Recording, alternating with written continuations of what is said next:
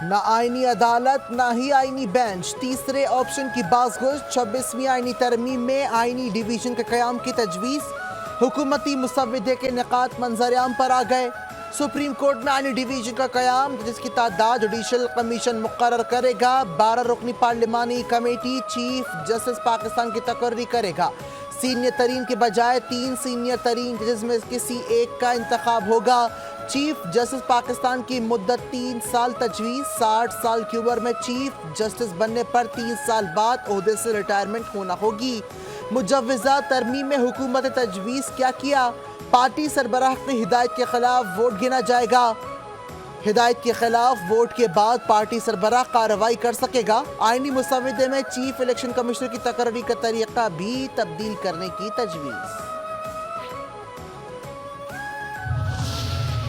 آئینی ترمیم آج ایوان بالا سینٹ میں پیش کیے جانے کا امکان، ہفتے کو ووٹنگ کروانے کا پلان۔ 26ویں آئینی ترمیم کا مارکہ کے فیصلہ کن مرحلے میں داخل، وزیر اعظم ہاؤس میں سیاسی جماعتوں کے بڑوں کی بیٹھک۔ حکومت 26ویں آئینی ترمیم سے متعلق دیگر امور پر بھی اتفاق رائے کے لیے سرگرم۔ وزیر اعظم شہباز شریف کا حکومتی اتحادیوں کے اعزاز میں پارلیمنٹ ہاؤس میں ظہرانہ۔ 26ویں ترمیم منظوری سے متعلق حکمت عملی طے، اتحادی جماعتوں کے رہنماؤں کا وزیر اعظم ہاؤس میں بھی اجلاس۔ آئینی ترمیم بل سینٹ میں پیش کرنے سے متعلق امور پر مشاورت ہوئی۔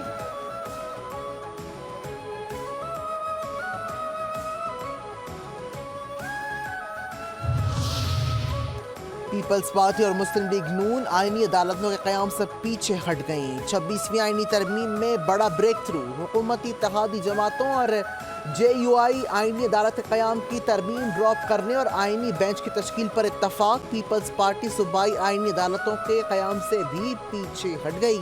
حکومت اور جے یو آئی کا مشترکہ مسودہ پر پی ٹی آئی سے مشاورت کا فیصلہ۔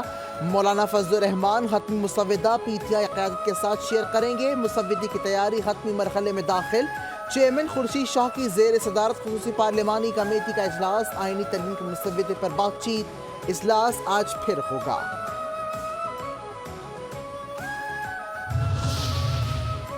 آئینی عدالتوں پر پیچھے ہٹنے والی بات غلط ہے، تمام جماعتوں سے مشاورت جاری۔ راجہ پرویز اشرف کی وضاحت، کہتے ہیں کوشش ہے کہ جلد مشترکہ ڈرافٹ آ جائے۔ آئینی ترمیم کا مسودہ 2 دن تک مکمل ہو جائے گا۔ خورشید شاہ نے کہا کہ آئینی کمیٹی میں موجود پی ٹی آئی کے لوگ بے بس ہیں۔ بیرسٹر گوہر عمر ایوب کے پاس کوئی مینڈیٹ ہی نہیں، بار بار ڈرافٹ مانگا لیکن پی ٹی آئی نے ابھی تک ترمیم نہیں دی۔ حکومت کے ساتھ ایم این ایز آئینی ترمیم پر ووٹ نہیں دیں گے، chairman P T I barrister Gohar کا دعویٰ۔ کہا حکومت کے ووٹ صرف ان کی کتابوں میں پورے ہیں، شاید بلاول بھٹو کو بھی علم ہو کہ ان کے اپنے ممبران ووٹ نہیں دے رہے۔ ہمارے پاس اپنا مسودہ موجود ہے، بانی پی ٹی آئی سے ملاقات کے بعد اپنا مسودہ دیں گے۔ صاحبزادہ حامد رضا نے کہا کہ جو بھی آئینی ترمیم کے حق میں ووٹ دے گا وہ بانی پی ٹی آئی کی پیٹھ میں چھرا گھونپے گا۔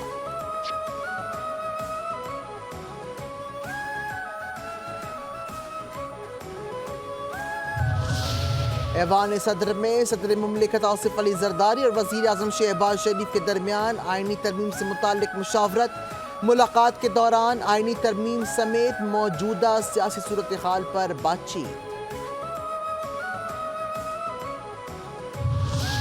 تحریک انصاف کے سوا سب نے مسودے جمع کروائے ہیں۔ پیپلز پارٹی کی کوشش ہے کہ جے یو آئی کے مسودے کے ساتھ ہم آہنگی ہو۔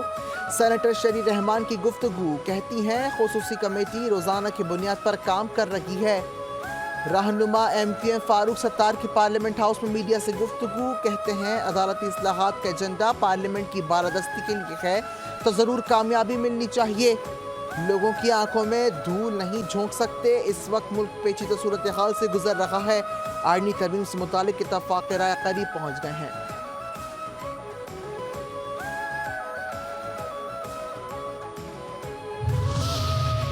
مجوزہ آئینی ترمیم کی بات پارلیمنٹ سے نکل کر سڑکوں پر آ گئی۔ لاہور میں مختلف شعبۂ زندگی سے تعلق رکھنے والے افراد اور سول سوسائٹی کے نمائندوں کی بڑی تعداد آئینی ترمیم کے حق میں نکل آئے۔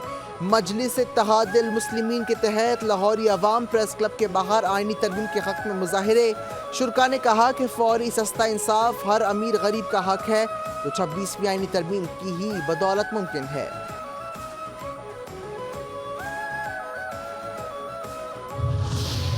سپریم کورٹ میں مجوزہ آئینی ترمیم کے خلاف درخواست خارج. چیف جسٹس قاضی فائز عیسیٰ کی سربراہی میں 3 رکنی بینچ نے سماعت کی. درخواست واپس لینے کی استدعا کی بنیاد پر درخواستیں خارج کی گئیں.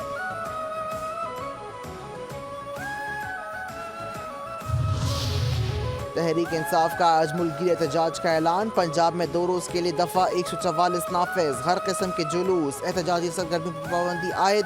پابندی کا اطلاق جمعہ 18 اکتوبر سے ہفتہ 19 اکتوبر تک ہوگا. آج پنجاب میں تعلیمی ادارے بھی بند رہیں گے. اسکول کالج یونیورسٹیز کے امتحانات بھی منسوخ. صوبائی محکمہ داخلہ کا کہنا ہے کہ دفعہ 144 کے نفاذ کا فیصلہ قیام امن انسانی جانوں املاک کے تحفظ کے لیے کیا گیا. سیکیورٹی خطرات کے پیش نظر کوئی جلوس دہشت گردوں کے لیے آسان ہدف ہو سکتا ہے.